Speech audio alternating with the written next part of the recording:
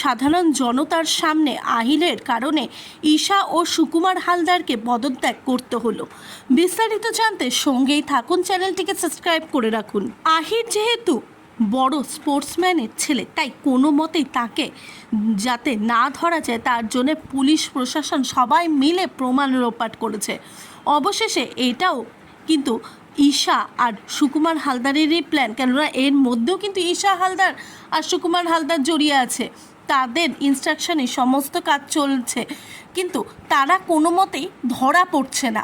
আর ওইদিকে যখন শেষমেশ পর্ণা সমস্ত কিছু বের করতে শুরু করে দেয়, তখনও কিন্তু ঈশা ইনস্ট্রাকশন দেয় সুকুমার হালদারকে যে তার লোক দিয়ে যেন পর্ণাকে উড়িয়ে দেওয়া হয়।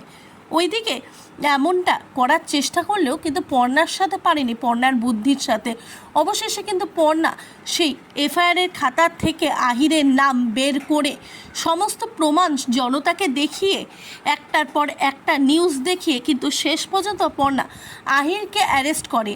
আর এরপরে কিন্তু পর্ণা যে সুকুমার হালদারের সাথে ঈশা এবং আহিরের বাবা আকাশদীপ ভৌমিক সকলে মিলে যখন মিটিং করতে থাকে, সেটাও কিন্তু সকলের অজান্তে সে সেই প্রমাণটাও জোগাড় করে, সমস্ত কিছু রেকর্ড করে নেবে পর্ণা নিজের মোবাইলে।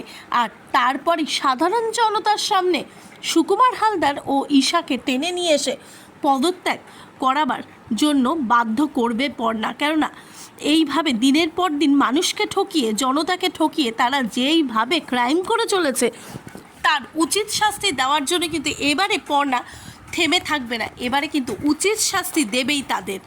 তাহলে আপনাদের কি মতামত? আপনাদের কি সেমই যে পর্ণা যেটা করছে সেটাই ঠিক? সুকুমার হালদার এবং ঈশা হালদার দুজনেরই শাস্তি হওয়া দরকার। প্রত্যেকটা ব্যাপারে তারা যে একটার পর একটা ক্রাইম করে যাচ্ছে। প্লিজ আপনারা আপনাদের মতামত অবশ্যই কমেন্ট বক্সে কমেন্ট করে জানান।